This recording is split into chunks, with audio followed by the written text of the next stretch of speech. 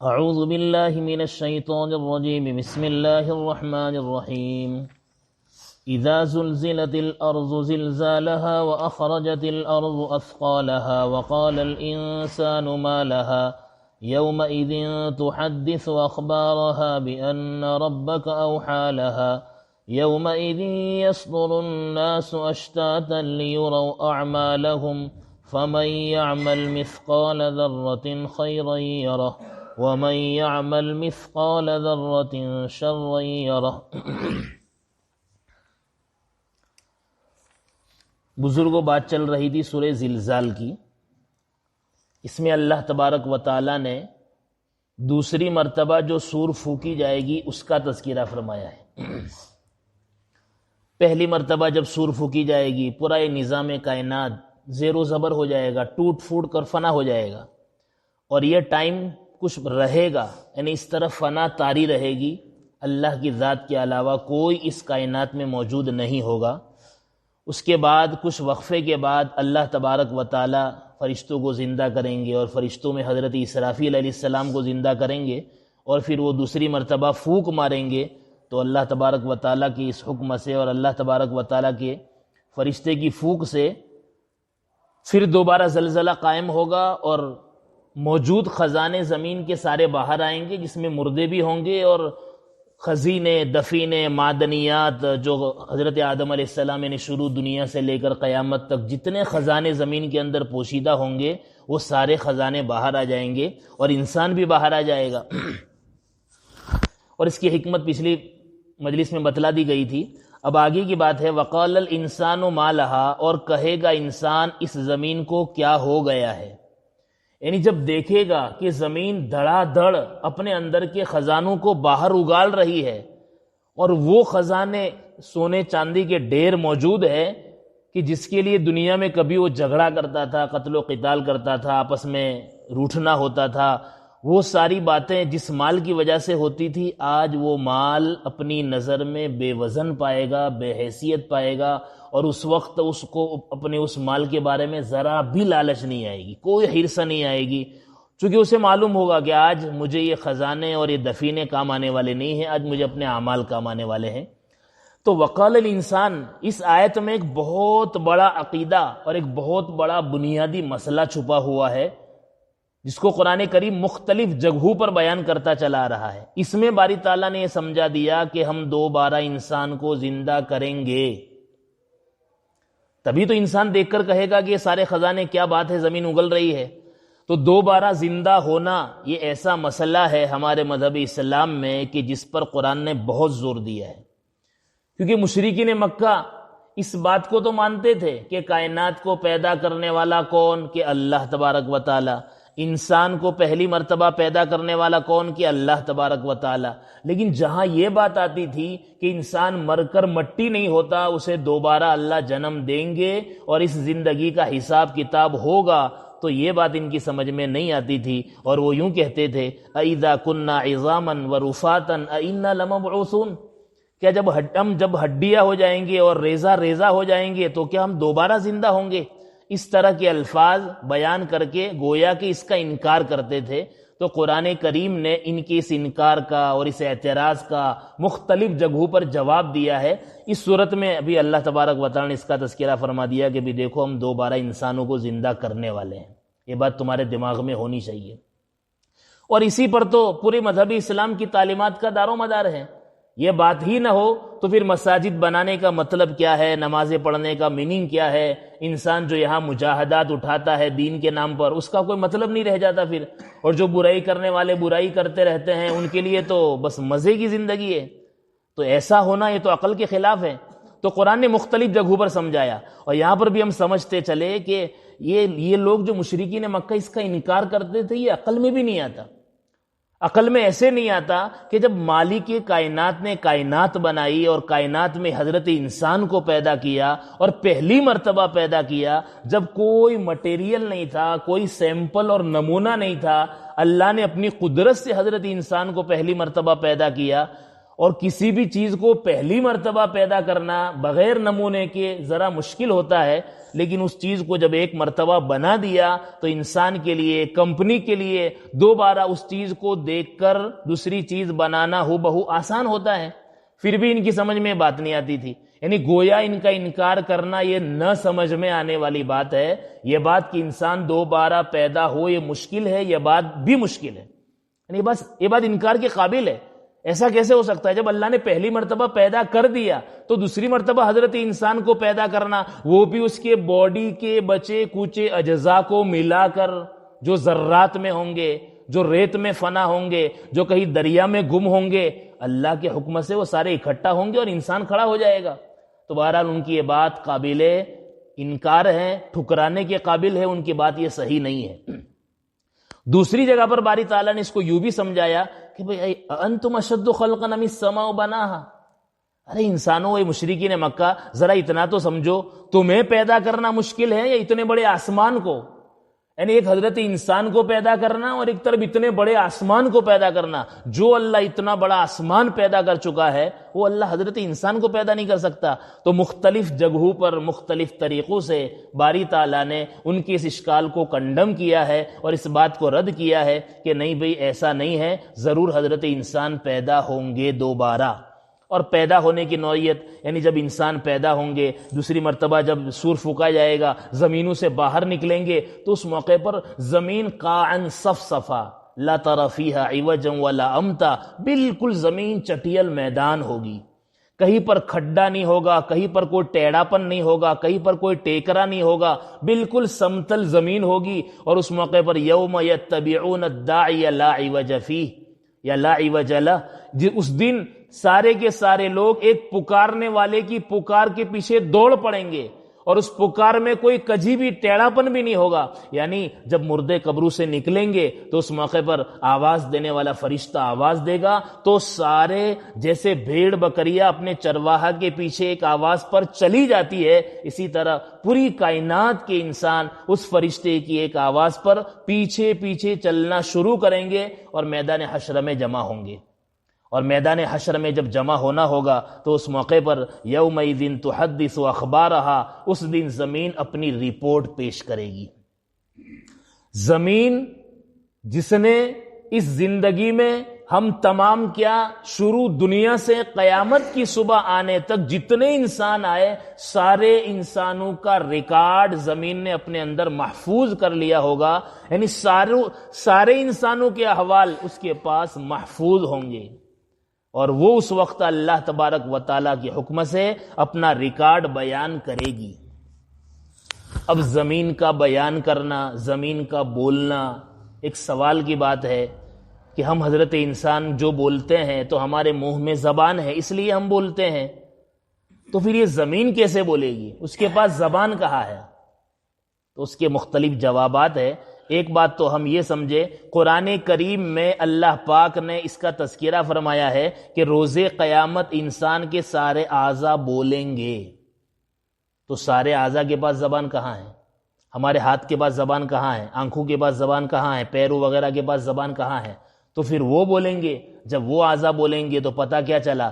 زبان کا بولنا یہ زبان کا اپنا ذاتی عمل نہیں ہے، یہ اللہ کے حکم سے بولتی ہے، اور زبان میں بھی کوئی زبان نہیں ہے، زبان ایک گوشت کا لوتھڑا ہے۔ جیسے گوشت کے لوتھڑے کو اللہ نے آج ایک حکم دے رکھا ہے اور اجازت دے رکھی ہے تو وہ بولتی ہے، تو کل قیامت کے دن اللہ سارے اعضاء کو اجازت دیں گے تو وہ بھی بولیں گے، وہ بھی گوشت کے لوتھڑے ہیں۔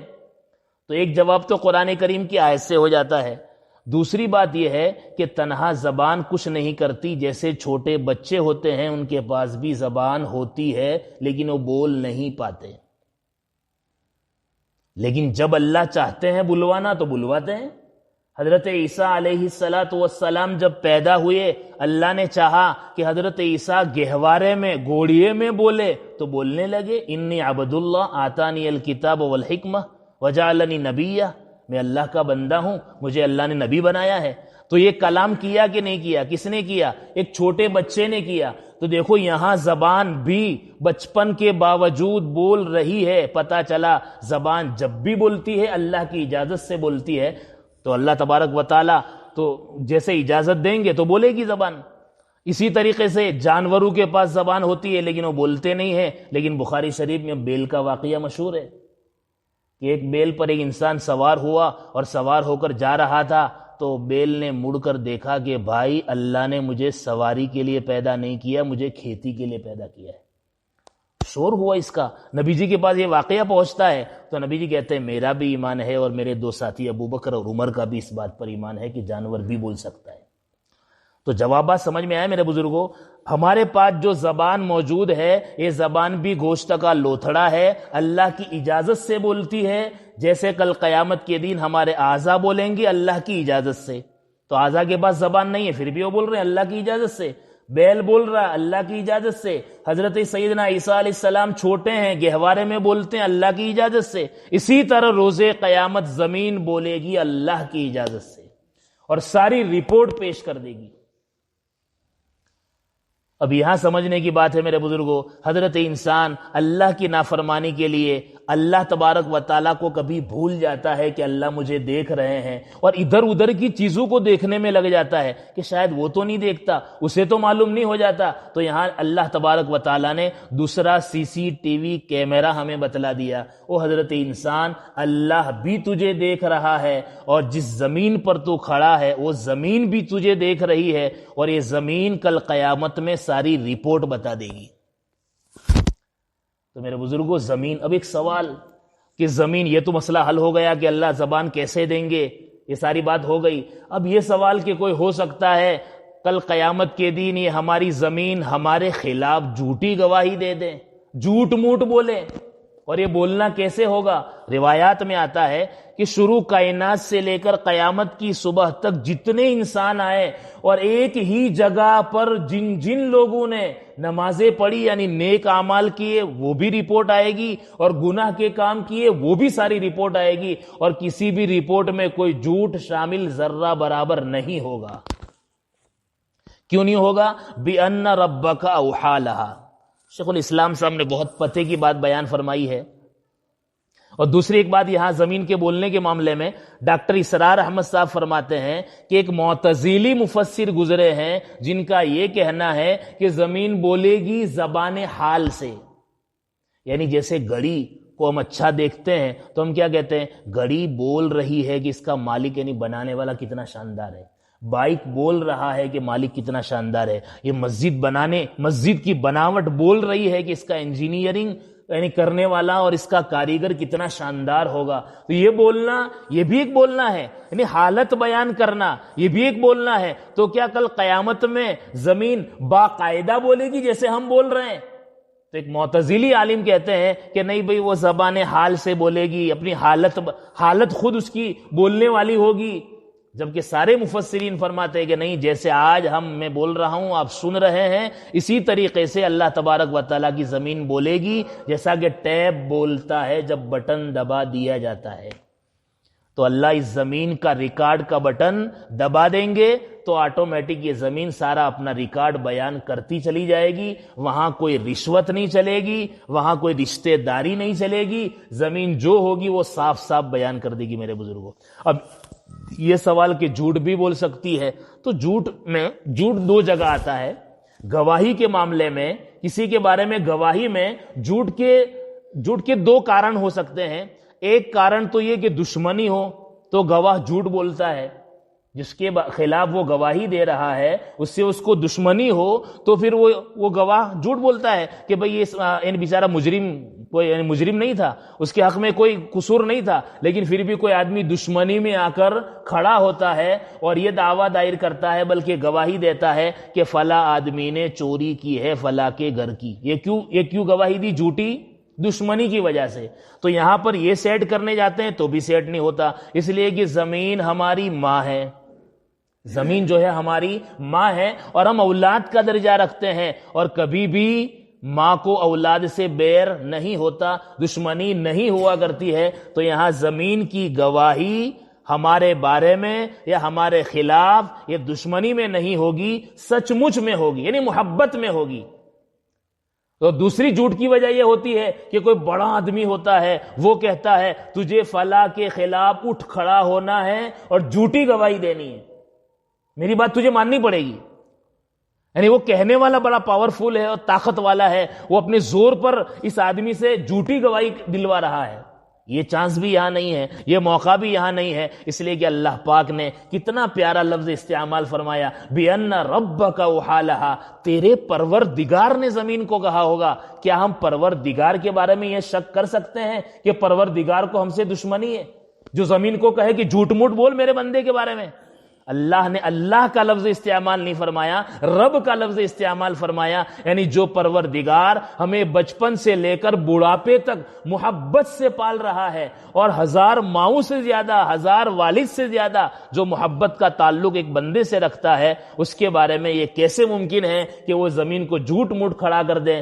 ایسا ہرگز نہیں ہو سکتا. لہذا پتہ چلی یہ بات کہ کل قیامت کے دن باقاعدہ زمین رپورٹ پیش کرے گی، اور اس کی رپورٹ میں ذرہ برابر جھوٹ کی ملاوٹ نہیں ہوگی. وہ سچ مچ رپورٹ پیش کرنے والی ہے، اور اس رپورٹ کے آدھار پر اللہ تبارک و تعالیٰ کل قیامت میں فیصلے کرنے والے ہیں. تو میرے بزرگوں، اس بات کو ہم مد نظر رکھیں، اور اس بات کو ہم دماغ میں رکھتے ہوئے اپنی زندگی کے لیل و نہار کو گزارنے والے بنیں. اسی پر میں اپنی بات کو ختم کرتا ہوں. پچھلی مجلس میں بات ہوئی تھی کہ علامات قیامات کے بارے میں کچھ بات ہوگی، تو ذرا میں آپ حضرات کے سامنے رکھنا چاہتا ہوں. تمہیدی بات، باقی تفصیل انشاءاللہ اگلی مجلس میں ہوگی قرآن کی اس آیت کی تفسیر. علامات قیامات کے بارے میں، جیسے اس صورت میں قیامت کا تذکرہ ہے، اب قیامت کے بارے میں اللہ نے قرآن میں اور نبی نے حدیث میں کہیں پر بھی کوئی متعین دین تاریخ بتلائی نہیں ہے، اس کی علامات بتلائی ہے. اب علامات کے معاملے میں دو باتیں کہ علامت کی دو قسمیں. علامت نشانیاں دو طرح کی ہوتی ہے، ایک چھوٹی نشانیاں اور ایک بڑی نشانیاں. چھوٹی نشانیاں وہ نشانیاں ہیں جو حضرت نبی علیہ الصلوۃ والسلام کی وفات سے لے کر حضرت امام مہدی رضی اللہ تعالی عنہ کے ظاہر ہونے تک جو نشانیاں اس دنیا میں ظاہر ہوگی، وہ ساری کی ساری چھوٹی نشانیاں شمار ہوتی ہے. اور حضرت مہدی رضی اللہ تعالیٰ عنہ کے ظاہر ہونے سے لے کر سور پھونکنے تک جتنی نشانیاں ظاہر ہوگی، وہ ساری کی ساری نشانیاں بڑی نشانیاں شمار ہوتی ہیں. تو ظہور مہدی ہونا ہے، اور ظہور مہدی ہی سے قیامت کی بڑی نشانیوں کا آغاز ہوگا. چھوٹی نشانیاں بہت ہے اور بڑی نشانیاں کل 10 ہے. ان میں سب سے پہلی بڑی نشانی حضرت مہدی رضی اللہ تعالی عنہ کا ظاہر ہونا ہے.